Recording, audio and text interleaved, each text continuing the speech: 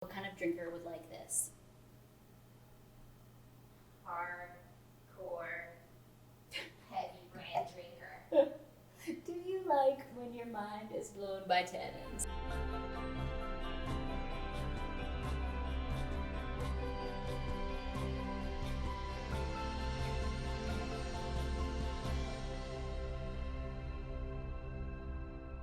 So Priorat is powerful and producing some of the most expensive wines that are coming out of Spain, out of this one tiny little area in Catalonia. So I think that Priorat wines are some of the most compelling wines. They need lots of years to age, and they need the right moment, the right day, the right weather, everything in order to really enjoy that extremely brooding and powerful and intense red wine. It really potentially makes some of the biggest, most ripe and tannic red wines from Spain. It has everything to do with the terroir. Couldn't say for a moment that those wines are big and brooding because everyone chose to make them that way. It's really because of this singular terroir, this very, very specific spot in Catalonia that lends itself to just making these powerful wines. So let's paint the picture of the area just a little bit. Priorat's in Catalonia. That is in northeastern Spain on the coast of the Mediterranean, right? So if you were to leave Barcelona, which is right there, kind of like in the middle of Catalonia on the coast though, right? But like sort of halfway in between the northern and southern part, but right there on the coast of the Mediterranean.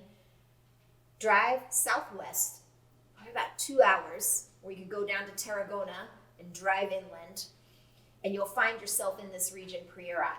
It actually used to be a part of the greater region of Tarragona. Tarragona was a pretty large DO, and then in time became smaller and smaller as more significant winemaking areas and wine growing areas were carved out. So Tarragona has become smaller, and Priorat is this very, very small area.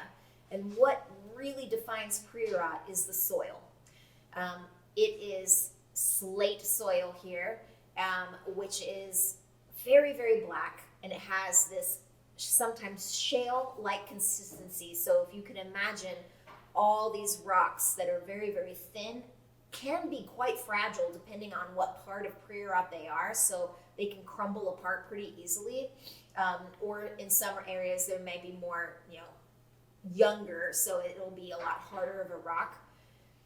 Very black, sometimes a little bit of red or iron content will exist in them, but Priorat, that is the soil. And here it's locally known as LLICORELLA. So that soil is unknown to any other part. There's definitely slate in other parts of Spain, and we'll talk about that in Bierzo, and we'll find it in other parts, particularly in the northern part of Spain. But LLICORELLA is specific, unlike any other slate of Spain. Here, the area is carved into mountainsides. So the Montsant region actually surrounds Priorat, which in many ways is like this very big mountainous donut that goes around the region. So most of Priorat's vineyards exist on these very steep hillside plantations. Some of them have these beautiful, what's the word? Terraces, thank you. Some of them have these beautiful terraces that were built in. The terraces were actually, they started to build the terraces in this area during the Roman times. You needed that in order to have a flat platform to stand or plant anything. And then that terrace structures were continued to use throughout history. Nowadays, the terraces they're not abandoned, but now they've found ways to embrace the vineyards on those steep hillsides completely without the terraces. So you'll see some on terraces and some without. And it's, in either case, so hard to farm in Priorat because you can't use any machines. So back to that story, Priorat is handmade, artisanal at the most defined version of that wine. And the farming really defines that. So that slate soil, which soaks up all that Mediterranean summertime sun, just soaks itself right into the vines, and produces these very high sugar content and ultimately very, very powerful wines. The grape varieties of Priorat are all lassoed around one main variety, which is Garnacha. This is a beautiful area for Garnacha, and Garnacha happens to be one of the grapes that thrives in a terroir like this. There are other grape varieties though. Starting with Garnacha. Garnacha is a grape that can handle a really long summer, and that's what you get in the Priorat. In other parts of Spain, particularly as you go more inland, the summertime is 3-4 months. But in the Mediterranean, and particularly in Priorat, your summer are stretching into 6, maybe even 7 months sometimes of truly warm and dry weather. So only certain varietals can really withstand that much summer. And Garnacha is one of them. It really does well in that kind of extremity. So it also tends to like that slate soil. It has the roots that can make its way through all of that rocky soil and find water pretty far underground, which is what it has to do. Priorat is a region that suffers from extreme drought. And in fact, many of the most recent vintages have had such limited amounts of rain. So Garnacha is a grape that can do its best in conditions like that. There's another varietal here that's really important, and it's called Cariñena.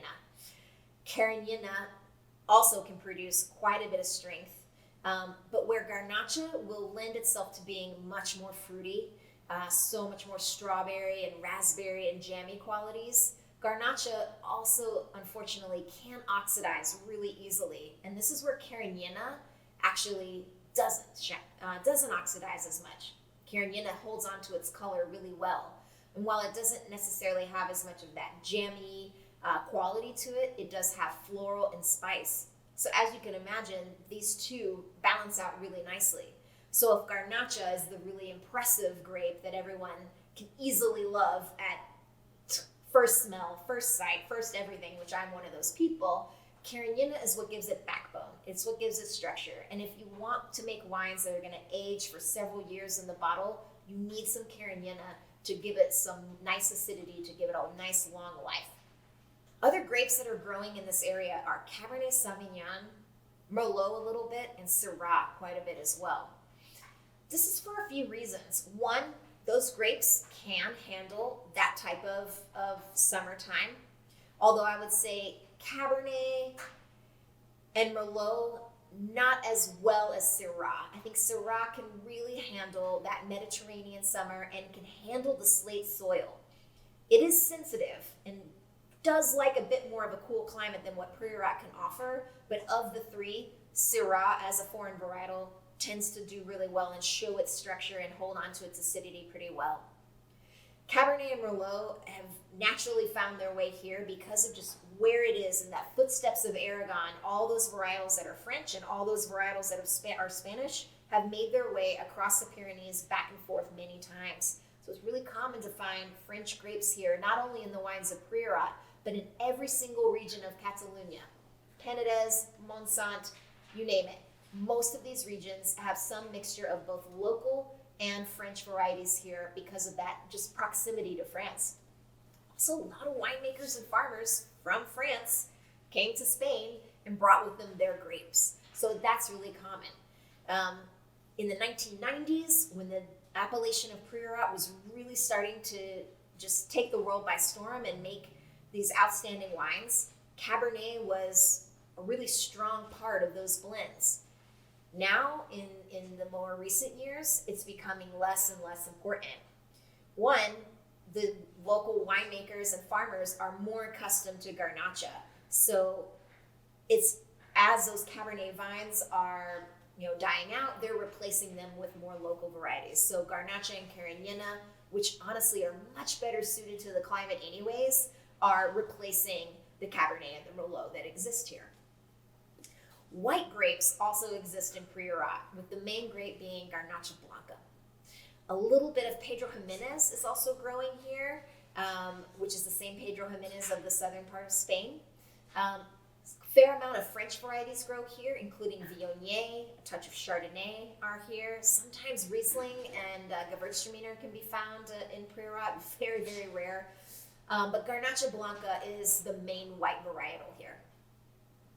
Now, because Priorat is so hot and just has that crazy slate soil as well, Garnacha Blanca needs to find the coolest areas in order to honestly produce anything. So Garnacha Blanca is grown in a small amount, and the white wines from Priorat are pretty rare, but can be really beautiful. Also extremely full-bodied, age-worthy, and collector-worthy type wines. So Priorat is pretty well known for several winemakers that have put their stamp on the region and have really turned Priorat into what we know of it as we do today. And there's several winemakers that you can't talk about Priorat without talking about them. They are Priorat, and Priorat is all of these winemakers. Starting with someone very near and dear is RENÉ Barbier. So RENÉ Barbier is a winemaker that was doing quite a bit of farming and winemaking in other parts of Spain. Rioja, like pretty much everyone else, because that's where all the work was. And he was ready to branch out and find his own vineyards and start his own project. And so he made his way over to Catalonia and found his way to Priorat. Priorat was an area that was all but abandoned. It had suffered from years of just economic depression. Spain was always neutral in the wars, but unfortunately it never panned out for them. And this was an area that, because that terrain is so hard to take care of, you can't have any machines really, and everything has to be done by hand. Many of the vineyards here were abandoned. So vines are still there, but they hadn't been taken care of. So he saw a beautiful opportunity here. He saw all these extremely old vines that had not been destroyed with chemical use, which something very signature to René's style is always hands-off, organic, and biodynamic winemaking style. So he saw, here's some vineyards that just need recuperating, and it's a possibility to make incredible wine as long as you're willing to put in the back-breaking work and all of the elbow grease. So he didn't want to do it alone, so he kind of wrangled a few friends that he thought would also be interested in taking a little bit of money and investing in some vineyards and perhaps sharing some space in some winery down there. So he brought in ALVARO PALACIOS, which is now so well known for his wines that he's produced in Priorat, and DAPHNE GLORIAN, again, another just super famous name of Priorat. But when they started in the 80s is really when they first got started. And they were just young, motivated,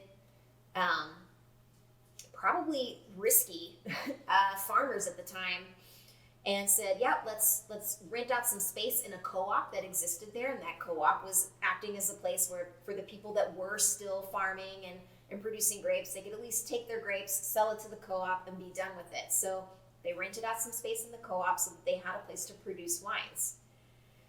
First vintage, who knows, maybe it was amazing, but they got to know how incredible those wines could be if they applied fine winemaking techniques. They liked to use, and still to this day like to use, French oak barrels for the fermentation and for the full winemaking. And they're using kind of 225 or 500 liter barrels so that it's really hands-on. They can do all the punching down. They can do anything really within each small vessel because they're only making a small amount of wine. And they found that that really worked for producing these extracted but rich and textural wines.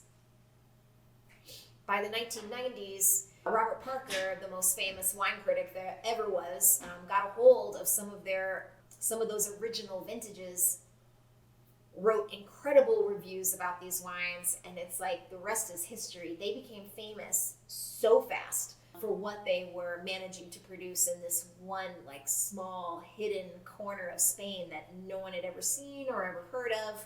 Hardly anyone in Spain actually had ever known of this area. So you really can't talk about Priorat without linking it back to RENÉ and to ALVARO and to DAPHNE, who are, all three of them are still making their wines now at their own wineries that they have there. But they're still making some of the most sought after, highly rated, very expensive wines, and still in that original style, which is just incredible to see that they've created the signature of what we know of as Priorat. And then there's the disciples. So now that it's, many years later since they've kind of started the trend, a few other disciples have popped up and have also made incredible wines there and have made their own names for themselves. It's really important when you're talking about René Barbier. In fact, anyone in the wine business, you have to identify junior or senior, because senior is the one that I've just been speaking of, but his son, René Barbier Jr., is actually very sought after and now makes more wines than his father does and makes many signature styles. He married Sarah Perez, the daughter of an enology teacher in Catalonia. So as a power couple, they produced several wines together, not only in Priorat, but also in Montsant and surrounding Catalan areas. So those two are very well known for what they're producing there and making some beautiful wines. And then someone really important with DAPHNE GLORIAN is her right hand, Esther Neen. Esther Neen is an incredible farmer, completely of the earth.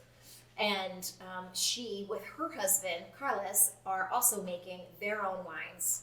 So you'll see how these families kind of start and support one another as they not only help making this one small, teeny tiny project, but help support each other as they grow into making their more projects and more. So most of the wines coming out of Priorat are pretty limited, and you can draw a line to pretty much any winemaker and any farmer. If they don't work together, they're going to at some point, or they were probably sitting in class next to one another somewhere, or their father worked for this one. It's a very tightly knit community there with the wineries and the winemakers and the farmers, because they do really rely on Priorat as a whole being that signature style that it is. So they help each other quite a bit.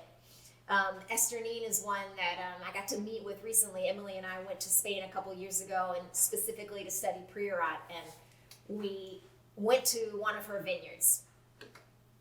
And we were standing at the top of the vineyard, and it was one of those super steep hillside vineyards where there was no terraces. It was just bush vines planted into this extremely, think this steep, right? We were standing at the top looking here, and it looked impossible. But we asked Esther, how do you farm this? I mean, clearly you can't take a mule down it either. And she said, oh, it's super easy. I actually just start at the top, turn around, get on my hands and knees, and just crawl backwards. Just sort of like spider crawls down the side of the vineyard. She goes, you don't even have to bend over or anything. You're just kind of like this. And you got a vine right in front of you, and you just do what you have to do. It's pruning, picking grapes or green, whatever you do. And you just kind of, army crawl backwards down the vineyard, and that's how you take care of it. It still seems hard, but I get it. You don't have to bend over.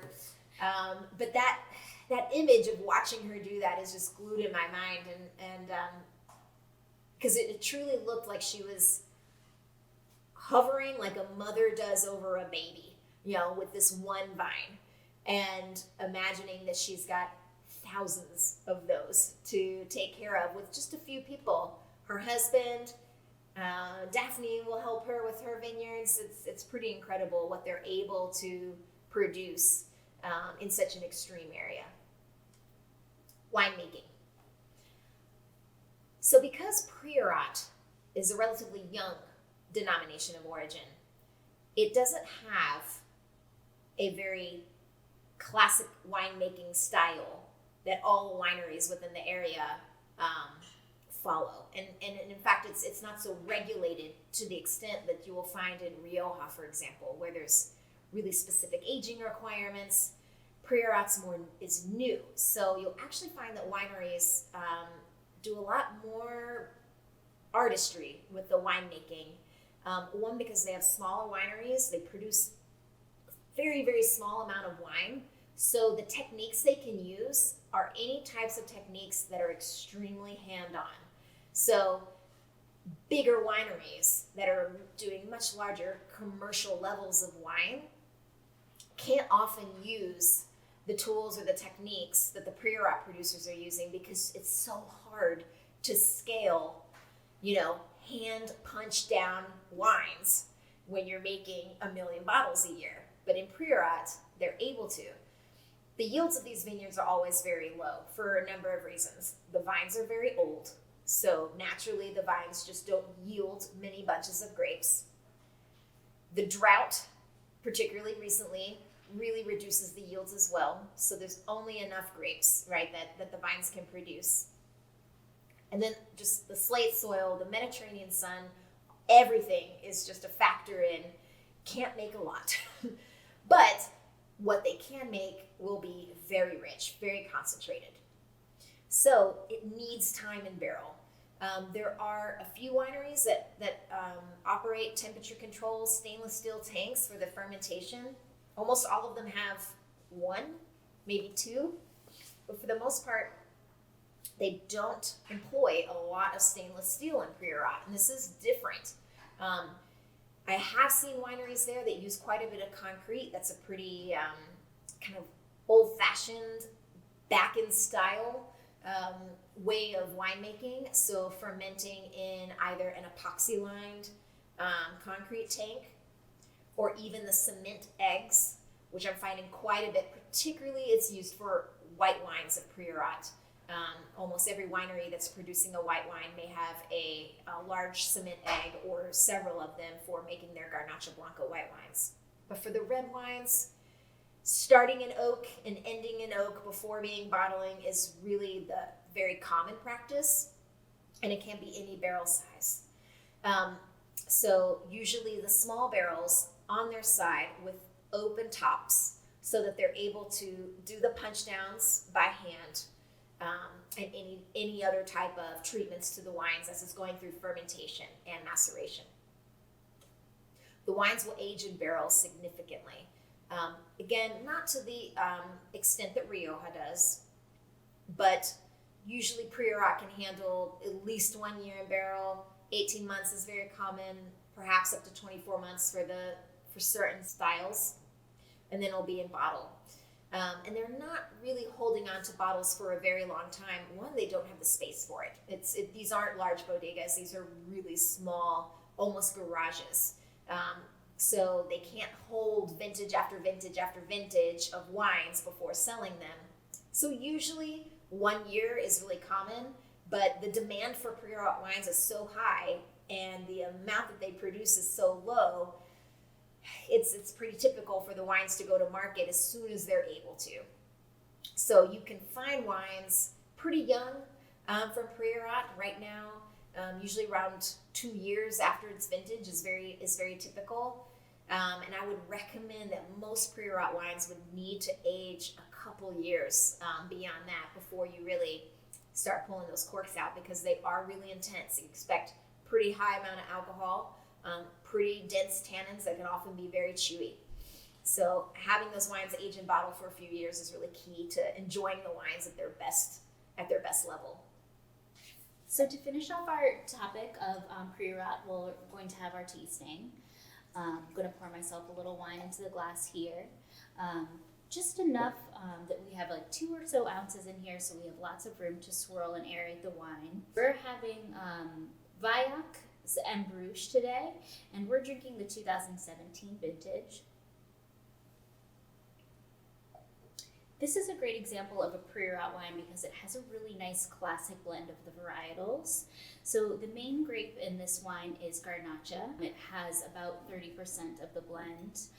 Then also it has a little bit of Syrah and Merlot, has a big proportion of Cariñena, and just a little bit of Cabernet. So a nice sort of classic example of the breakdown of the varietals. Let's check out the color.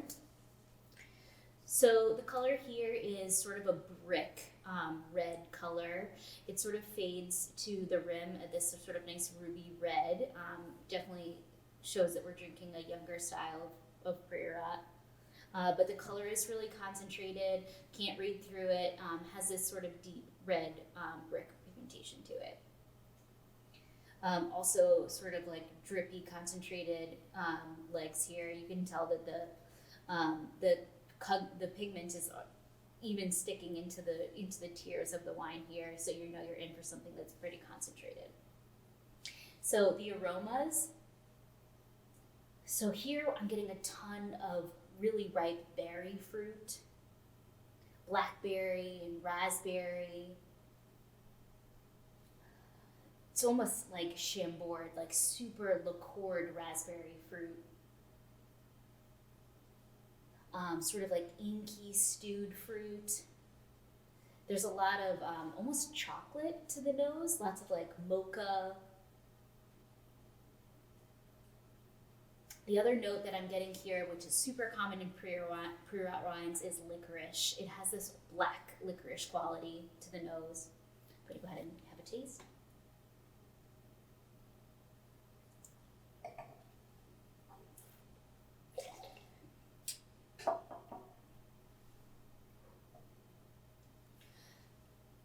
The wine is powerful. It has sort of a lot of sort of grippy, chalky tannins. The flavors are very similar to the nose. It's got that chocolate, sort of this like bitter herb, very appealing, sort of like rosemary. Similar fruit, this really concentrated port-like fruit.